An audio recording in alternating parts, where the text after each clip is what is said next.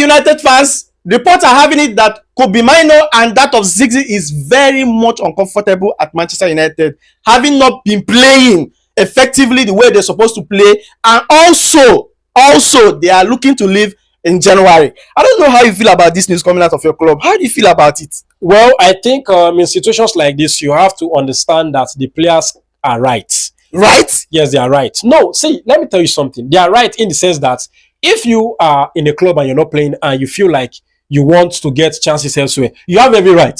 You don't owe the club the loyalty to be on the bench.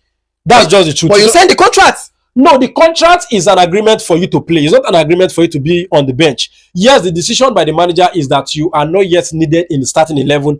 And even in situation of the game where substitution are needed, they also don't call on you often. So you feel that at the moment you're surplus to requirement, and so you want to seek options elsewhere. I mean, you look at Højlund. Højlund is doing very well elsewhere. You look at Anthony too. Anthony is getting starts where he is at the moment. So I think if you look at the players like Kobbie Mainoo and Zirkzee, who are saying they want to explore options, especially because next year is the World Cup year. Everybody's trying to make sure that they meet the World Cup. They make the cut for the World Cup squad. So that is why I quite understand their angle. But at the same time, these players need to understand that you are at a top club. You understand? Positions in the starting 11 is going to be very difficult to get. Don't forget, one of our most expensive signing is now being kept on the bench. Koha is now on the bench, and I believe with the way we played versus Sunderland, there is a relative balance and relative, comprehension of that 11 that played. So if Koha is not careful, there's a high chance that he's going to be somebody who comes from the bench too. It's normal at big clubs. You understand? A big club needs to have players who have quality on the bench, so that when you're bringing people out from the starting 11 or those who are already in the game and you're putting players in, it's quality for quality. It's not compulsory that all the quality players must start at the same time. At the same time, it's also not compulsory that those quality players should sit on the bench. For instance, I believe that, if I'm being very honest, I'm not the type to side with anybody. I don't side with Amorim, neither do I side with Kobbie. You understand? If Kobbie Mainoo thinks that he can get a move elsewhere to boost his opportunity of getting called up for the England World Cup squad, I think he should go for it. And I think the club should allow it. You understand? The onus is on the club to go into the market and get players. Players are everywhere. You understand? They might say, hey, Kobbie is our academy player. Kobbie is somebody that represents the heritage of Manchester United, but the academy is not dead. You understand? You still have Shelese coming. You still have DJ Gabriel coming. You still have Sekukone coming. You still have a lot of them coming. You understand? So players are coming. A lot of players are still coming through. Kobbie is not the end of it all. If Kobbie do feel, and Kobbie even said that he is not seeking a permanent move away from Manchester United, he is seeking what? A temporary move so that he can make the cut for the English World Cup squad. So for that reason, I think nobody should, have any, a bitterness concerning Kobbie leaving. If I'm somebody who's even at Manchester United, if I'm operating as the head of United football operations and I'm in charge of transfer, I'm going to sanction it. You know why? Because I don't want grumbling in the dressing room. You understand? It's going to create bad energy. I don't want grumbling. If Zirkzee and Kobbie Mainoo are people whose energy is not going to be perfect for the atmosphere of Manchester United dressing room, you let them go. There are players around the world who are more than willing to be on the bench at Manchester United, and they are quality players at that. You understand? So if you want to be a Manchester United player, you should understand that your place can be in the starting 11 and be on the bench because this is a top club. All right, so let me ask you, don't you think it boils down to the kind of coach and the kind of system Manchester United are keeping? Because if you look at Pep Guardiola, he has quality players on the bench and none of them is disturbing him. Look at Sir Alex Ferguson during his time. He has quality players coming from the bench and all of them are obedient to his command. What happens now? Why can't Kobbie, I don't know. How you feel about it? Well, the thing is, those two managers and those two situations you've cited are actually not the same with that of Amorim.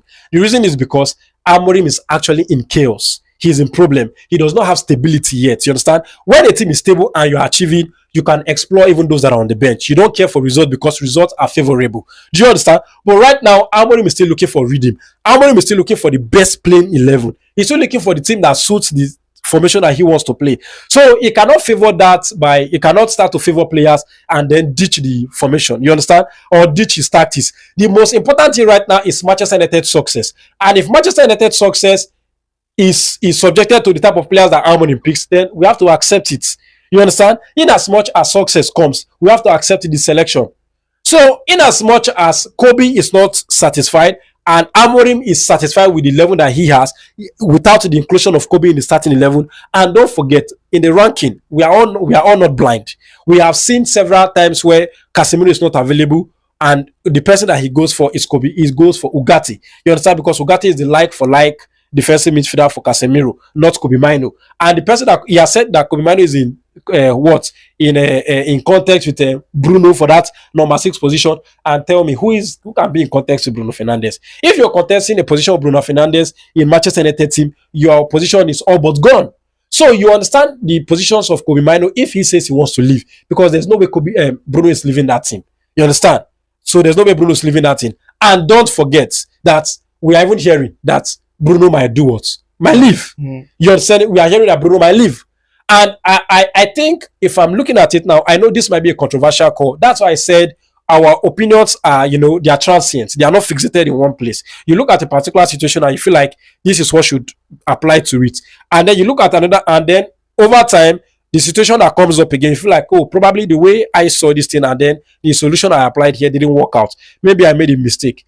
And that is where I'm coming up to say that I think I made a mistake saying we should keep Bruno. You understand? I think keeping Bruno in hindsight now is wrong. Wrong? Yes, it's wrong. The reason is that Amorim does not trust him in the double 10. You understand? Is it that he doesn't trust him, or because he doesn't? You guys don't have suited player to play in that role, so he has to bring him back. If he trusts him in the double 10, Amorim could have pushed for a 6 in the transfer window so that Bruno can be there. If Bruno being there at all costs is going to suit the formation for him, I think he would have wanted it.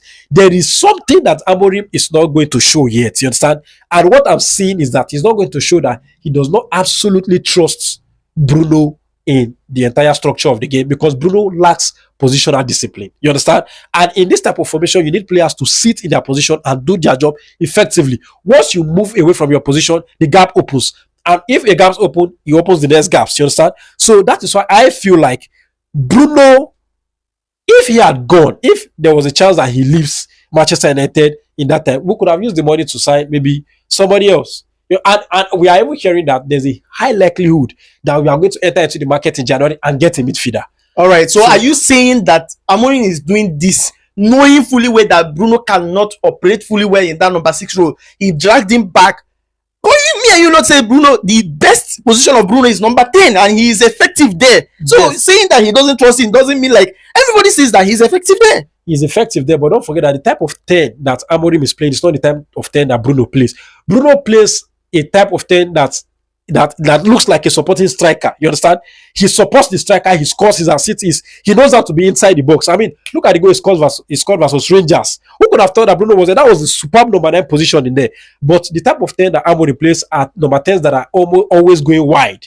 You understand? So you have to always cover the flanks. And Bruno is somebody who is forgetful. Even in that central area, he's forgetful. He forgets himself sometimes. I think Amorim has kept that guy there to point to the board that we need a player here. Of course, Casemiro is obvious. We need a player there. So Bruno is somebody who I feel that if what we are hearing now that he's going to leave in the next summer, I won't be surprised at all. I won't be surprised if he leaves in the next summer. And don't forget that they are equally still bringing the 100 million. You understand? The people who brought the 100 million are still saying the 100 million is on the table. You understand? So I think United will not shy away from the 100 million this time around, and then they will sell him and use the 100 million to do business. Is it the money that is encouraging you people to sell? No, the money is good. The money is good. 100 million is not a bad fee for a 31-year-old who is no longer as good as you want him to be. You understand? So I feel like selling Bruno for 100 million is a massive profit. You understand? And I'm even hearing, there was fear Ratcliffe.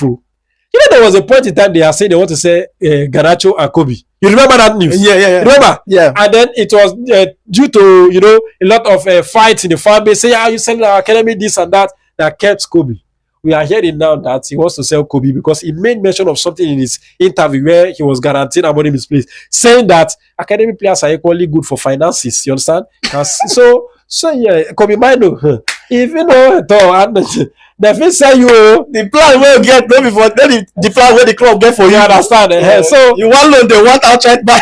So you can the club was, and Manchester United, you know that Ireland didn't want to go.